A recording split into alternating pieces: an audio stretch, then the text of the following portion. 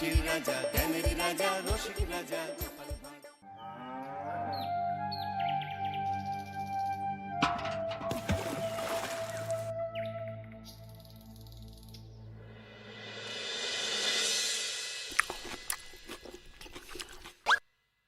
কি জল নেই? জল শেষ হয়ে গেল নাকি? এই জানো তো, গ্রামের সব জলাশয়ের জলস্তর না নেমে গেছে, পুকুরও শুকিয়ে গেছে, কুয়োতে জল অনেক নিচে চলে গেছে। কি যে হবে কে জানে। এই বছর তো বৃষ্টি হয়েছে কম, তার উপর মানুষজন জল ব্যবহারের চেয়ে নষ্ট করে বেশি। দেখি মহারাজকে বলতে হবে।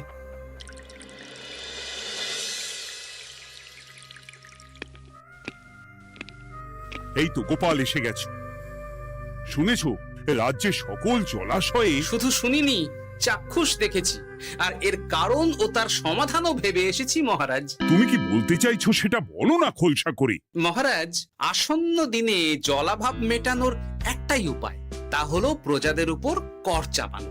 মহারাজ, আমার ঠাকুরদা বলতেন, যা মেলে মূল্য বিনে তার মূল্য কে আর জানে। আমরা যেহেতু জলের মতো এত মূল্যবান সম্পদ বিনামূল্যে পাচ্ছি, তাই একে গুরুত্ব দিতে শিখিনি। সবাই মিলে দেদার জলের অপচয় করছে। আমি এই অপচয়ের বিরুদ্ধে কর বসানোর পরামর্শ দিচ্ছি মহারাজ। জলের জন্য দেবে দাম, ছুটে যাবে কাল ঘাম। হ্যাঁ, যখনই জলের জন্য কর দিতে হবে, তখনই জলের অপচয় বন্ধ হবে। এতে লাভটা কি হবে গোপাল? মানুষ কম জলে কাজ করা শিখে যাবে, ফলে আগামী দিনে যদি জল সম্পদ কমেও যায়, এই কৃষ্ণনগরের প্রজারা আগে থেকেই তার জন্য প্রস্তুত হয়ে যাবেন। কিন্তু আমি আমার প্রজাদের কাছ থেকে জলের দাম নেব গোপাল? না মহারাজ, কর বাবদ যে অর্থ উপার্জন হবে, তার সাথে আপনার দান মিলিয়ে রাজ্যের মধ্যে একটা বিরাট কৃত্রিম জলাধার বানানো হবে। বাহ বাহ বাহ! যেখানে বৃষ্টির জল সংরক্ষণ করা যাবে মহারাজ। এতে সারা বছর ধরে আর কোনো জলের অভাব থাকবে না মহারাজ। গোপালের প্রস্তাব বড় ভালো লেগেছে। আগামী দিনে ইতিহাসে এই কর্মযজ্ঞের কথা লেখা থাকবে বলেই আমার বিশ্বাস। আর তাই আমি গোপালকে এই মুহূর্তে 50টি স্বর্ণমোহর উপহার দেব বলে ঘোষণা করছি। সাধু সাধু সাধু।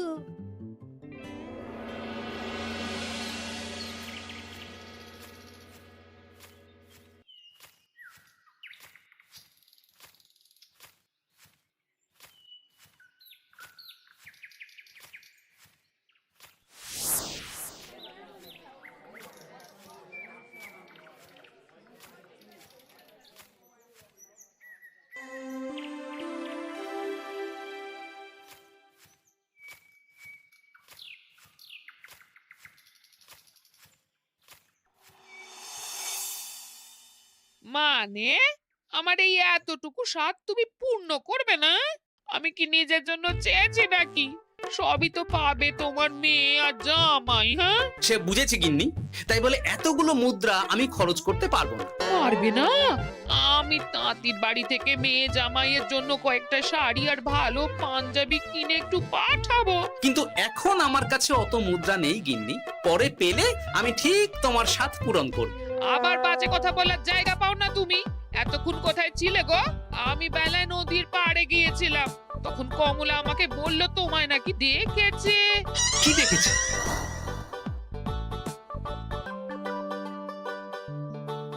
কোথায় গেল? এত বড় মুদ্রার থলে কি হাওয়াতে উবে গেল নাকি? এই রে, এ তো মহা ঝামেলা। কখন কে যে গিন্নিকে খবর দিচ্ছে সেটা টেরও পাইনি। বলি মুখে কুলু পাটলে যে বড়, বলি রাজা মশাইয়ের কাছ থেকে যে এত রোজগার করো, সেই মুদ্রা যায় কোথায়? কানের মাথা খেও না তো। আমি কি তোমার কোনো কিছুর অভাব রেখেছি? বলো একবার। খাওয়া পড়া কোনো কিছুর তো কোনো খামতি নেই তোমার। মানছি রাখোনি, কিন্তু তাই বলে আমিও তোমার স্ত্রী, তোমার গিন্নি গো, গিন্নি, তাই না? আমার তো জানার অধিকার আছে নাকি যে তোমার উপার্জনের অর্থ করি সব কোথায় যাচ্ছে? জানবে জানবে, সব জানবে। এখন কিছু খেতে দাও দেখি, পেটে ছুঁচোয় ডন বৈঠক মারছে। না, এরপর থেকে আর মহারাজের কাছে উপহার পেলে ওইভাবে খোলা হাটের মধ্যে দিয়ে আসা যাওয়া করা যাবে না।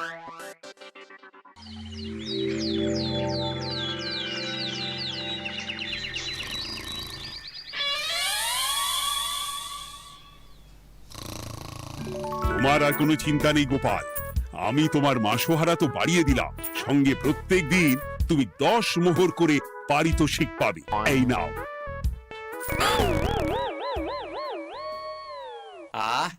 এই ভোরবেলায় একটা জব্বর স্বপ্ন দেখা গেল বটে। এই স্বপ্ন খুলে গেলে আর কোনো চিন্তা নেই। গিন্নি, ও গিন্নি, বলি গেলে কোথায়? গিন্নি, সারা নেই? ও গিন্নি, রাগ করলে নাকি গো?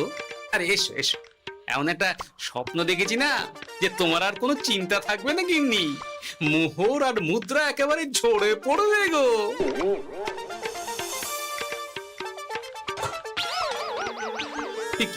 এইসব ফলাহার সাজিয়ে রেখে গেল কোথায় গিন্নি? নিজের বাপের বাড়িতে তো যাবে না, কেউ নেই সেখানে। মেয়ের বাড়ি গেল নাকি? না, মেয়ের বাড়িতে তো গিন্নি যায় না। তাহলে না না, খালি পেটে এত ভাবতে পারছি না। আগে মুখ হাত ধুয়ে এসে কিছু খেয়ে নি, তারপর দেখি গিন্নি কোথায় গেল। না, গিন্নিকে তো কোথাও দেখলাম না। গেল কোথায়? যাকে আগে রাজবাড়িতে তো যাই, ফেরার সময় না হয় আবার খোঁজ নেব, ততক্ষণে ফিরেও আসতে পারে।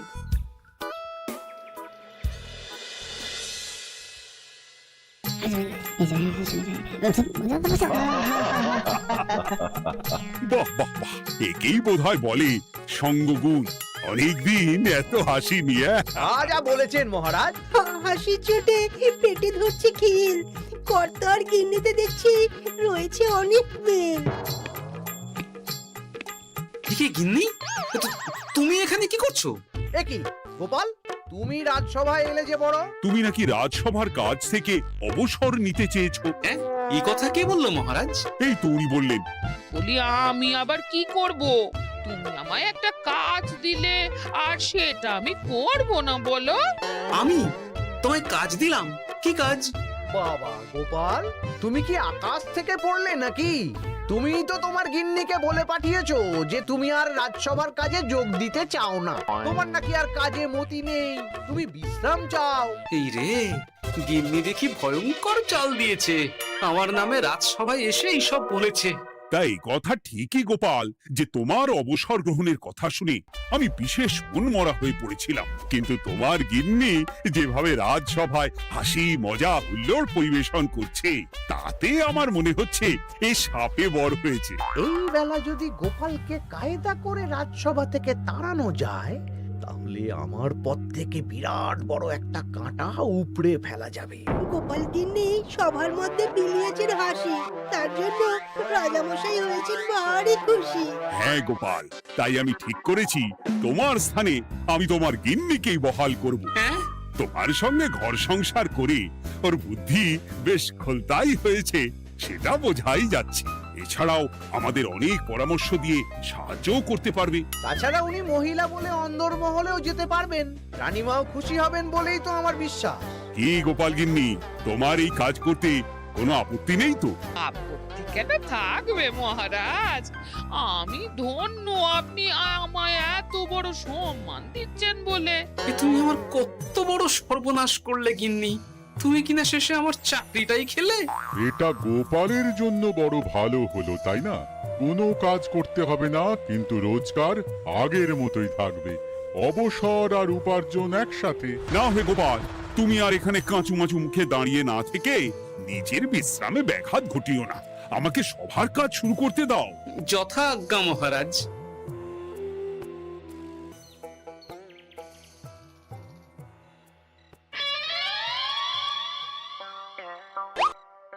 মানে মহারাজ সমস্যার সমাধান করতে দিয়েছেন তোমাকে, আর তার উত্তর দেব আমি? কেন? তুমি আমার চাকরি খাবে আর তোমার সেই চাকরি রাখার দায় নেব আমি? হ্যাঁ হ্যাঁ, নেবে। মানে কাল রাজসভায় মহারাজের সমস্যার সমাধান করব, সেই মতো কথা দিয়ে এসেছি। হ্যাঁ, আগাম 10টা মুদ্রাও বাগিয়ে এনেছি। তার থেকে তোমায় একটা মুদ্রা দিলাম। এখন মানে মানে আমাকে উত্তর বলে দেবে, না হলে আমি কেন দেব? আমি পাবো একটা মুদ্রা, আর তুমি আমার কাছে উত্তর জেনে নিয়ে সেটাই বলে পাবে 9 মুদ্রা। কিছুতেই না। বলবে না? না। তাহলে ভালো করে শুনে রাখো, আজ থেকে ঘরের উনুনে হাঁড়ি চড়বে না। চাকরি তো খুইয়েইছো, এবার না খেয়ে প্রাণটা খোয়ানোর জন্য তৈরি হয়ে যাও। হ্যাঁ, ওরে বাবা, এমন কথা কেন বলছো গো গিন্নি? তুমি তো জানো যে খিদে একদম সহ্য করতে পারি না। এখন যদি তুমি এইসব বলো তাহলে আমার রক্ষে নেই গো। বেশ, তাহলে আমি যা জানতে চাইছি শ্বশুর শ্বশুর করে বলে ফেলো দেখি। এ আমি কি শাঁখের করাতে পড়লাম রে বাবা।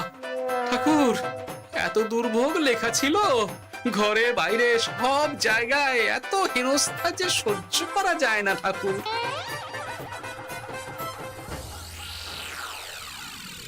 একেই তো বলে গো গিন্নি, মেঘ না চাইতেই জল। এতদিন কতভাবে চেষ্টা করেছি গোপালকে রাজসভা থেকে তাড়াবার, আর গোপাল নিজেই কিনা রাজসভা থেকে পালিয়ে গেল। কি সব বলছো? তোমার শরীর ঠিক আছে তো?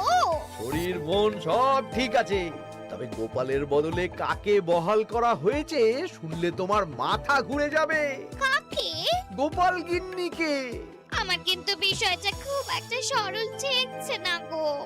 গোপাল ভাঁড়ের বুদ্ধি তো আর যে সে বুদ্ধি নয়। উনি যাই করেন তো ভেবে চিন্তে করেন, এর পেছনে আবার কোনো মতলব নেই তো। এটা তুমি মন্দ বলনি গিন্নি। গোপালকে নিয়ে সত্যিই কোনো বিশ্বাস নেই। ও কখন কি ঘোট পাকাচ্ছে বলা যায় না। আমাকেও সাবধানে থাকতে হবে। দেখতে হবে যে গোপাল আসলে কি চাল চালতে চাইছে।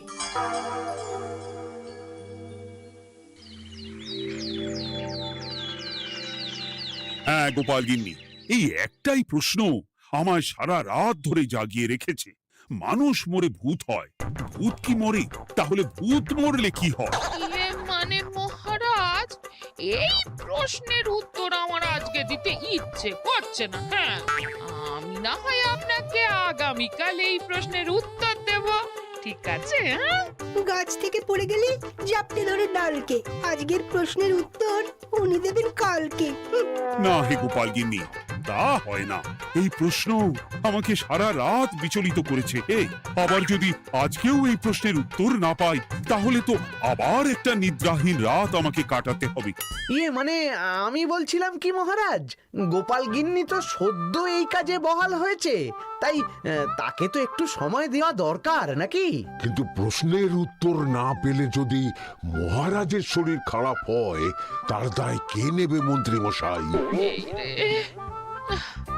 এখন আমি কি করব? এ তো মহা বিপদে পড়লাম দেখছি।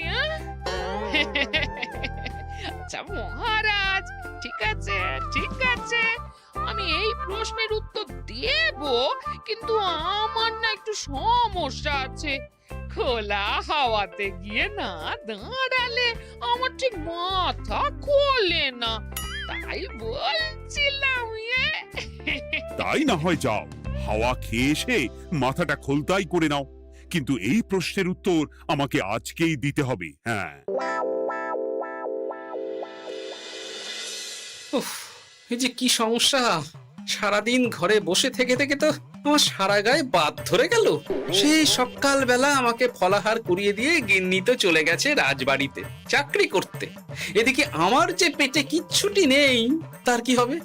মহারাজ দোকানে গিয়ে যে ভালো মন্দ খাবো তারও উপায় নেই, তাহলেই তো কাঁড়ি কাঁড়ি খরচা। না, একবার দেখি তো উনুন ধরিয়ে অন্তত ভাতটা চাপাতে পারি কিনা, তাহলে গিন্নির ওই হাঁড়ি না চড়ার হুমকির হাত থেকে অন্তত বাঁচা যাবে।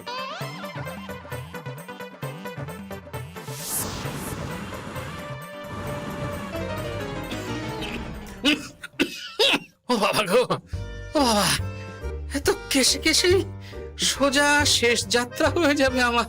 না, এর চেয়ে না খেয়ে মরাও ঢের ভালো। দেখি তুমি বাড়িতে কেন? এত হাঁপাচ্ছ কেন? ষাঁড়ে তাড়া করেছে নাকি? আরে না গো, মানুষ মরে ভূত হয়, ভূত কি মরে? তাহলে ভূত মরলে কি হয়? খোলা হাওয়াতে গিয়ে না দাঁড়ালে আমার ঠিক মাথা খোলে না। ও, এই হলো ব্যাপার। বেশ, এর উত্তর তোমায় আমি বলে দিচ্ছি। ভূত মরে প্রথমে এক ঝুড়ি অন্ধকার হয়, সেই অন্ধকার হাওয়াতে উড়ে বেড়ায়। এক সময় সেই অন্ধকার পাতলা হতে হতে কুয়াশার মতো হয়ে যায়। ব্যাস, মিটে গেল। ব্যাস, মিটে গেল। যদি রাজা মশাই এই কথা বিশ্বাস না করেন, তুমি হলপ করে বলবে আপনি যখন মরবেন একদম মিলিয়ে নেবেন মহারাজ। এর চেয়ে এক পা এদিক ওদিক হয় না যেন। হ্যাঁ, এই না হলে তুমি গোপাল ভাঁড়। বুঝেছ তাহলে?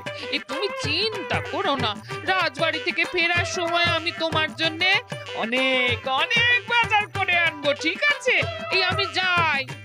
এ তো ভারী মজা হলো। মহারাজ তক্ষুনি প্রশ্নের উত্তর চাইলে গিন্নি এইভাবে সেই রাজবাড়ি থেকে দুধ দাঁড়িয়ে ছুটে আসছে উত্তর জানতে। আমাকে তুমি একটা চাল দিয়ে কুপকাত করেছে তো গিন্নি। এইবার বুঝবে কত ধানে কত চাল।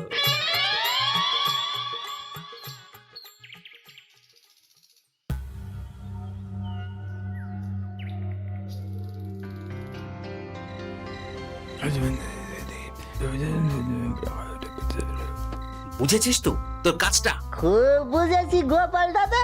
নেই, এবার লেগে পড় দেখি।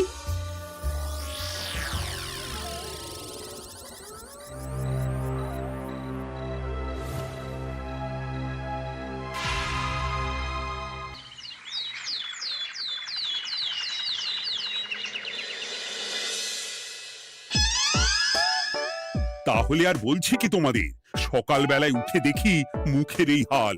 এই কাণ্ড কি করে হলো মহারাজ? আহ, তার আমি কি জানি।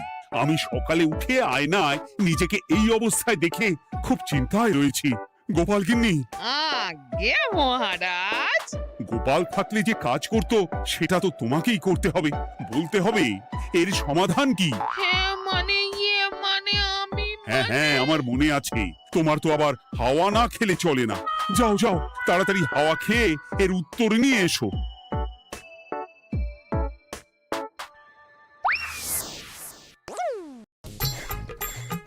এই জন্য তুমি এত দূর ছুটে এলে গিন্নি? মহারাজকে বলবে যে তিনি যেন আজ রাতে চাদরটা মুখে ভালো করে মুড়িয়ে ঘুমোন, তাহলেই মিটে যাবে।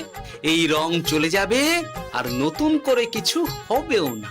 ও মা, বলি এত সোজা সমাধান?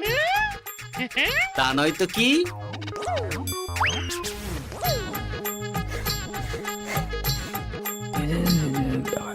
কাল সারা রাত আকাশে একবার দেখলাম চাঁদ উঠেছে, আর একবার দেখলাম ঘোর অমাবস্যা।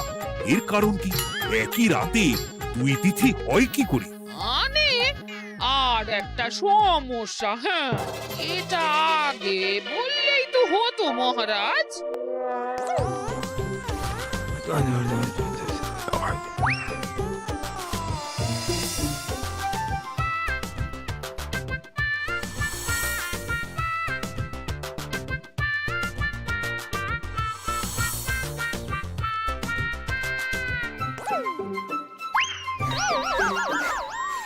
এ কি, তুমি হাওয়া খেতে গিয়ে এইভাবে খাবি খাচ্ছ কেন গোপাল গিন্নি? এর কারণ আমি জানি মহারাজ। সে কি কাণ্ড! তুমি কি করে জানলে? গোপাল গিন্নি মোটেও হাওয়া খেতে যায়নি মহারাজ। সে গেছিল নিজের বাড়িতে গোপালের কাছে আপনার বলা প্রশ্নের উত্তর জেনে আসতে। মানে গোপাল গিন্নি তার মানে আমাকে ঠকিয়েছে? তা জানি না মহারাজ, তবে আমার মনে হয় এর পেছনে গোপালের কোনো গভীর ষড়যন্ত্র আছে। না হলে সে এমনটা করবে কেন? আর এক রাতেই আপনার সাথে এতগুলো অদ্ভুত ঘটনা পর পর ঘটবে কেন? বটে, এক্ষুনি গোপালকে ডেকে আনো।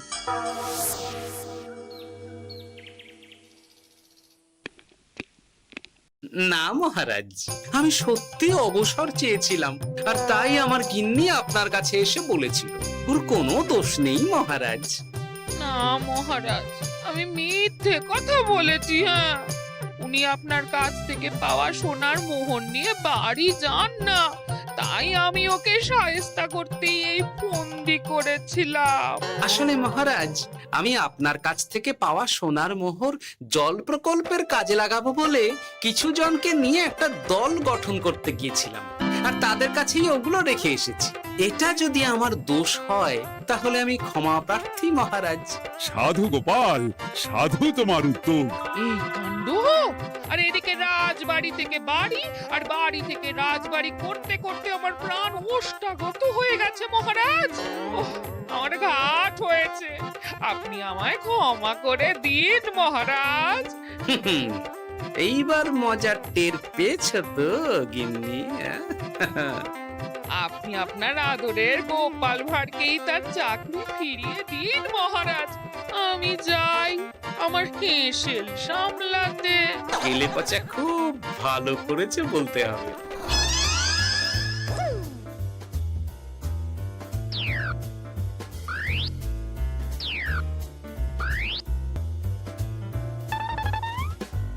তবে মহারাজ, অমাবস্যা পূর্ণিমা সব আমার বুদ্ধিতেই কেলেপচা করেছিল। আপনার ওই মুখের রং, ওটি একটি বিশেষ রং যার আয়ু একদিন, তাই ওটা এমনিই মিলিয়ে গেছে। হ্যাঁ, সেই বরং ভালো। তুমি তোমার গিন্নিকে নিস্তার দাও গোপাল। তাছাড়া আমিও আমার গোপালকে ছেড়ে আর থাকতে পারছি না। যথা আজ্ঞা মহারাজ। আমারও যে আর এই অবসর ভালো লাগছে না মহারাজ। গোপাল ছাড়া রাজসভা যে লাগে ফাঁকা ফাঁকা, তাই তো আবার চাকরিতে তাকে বহাল রাখা।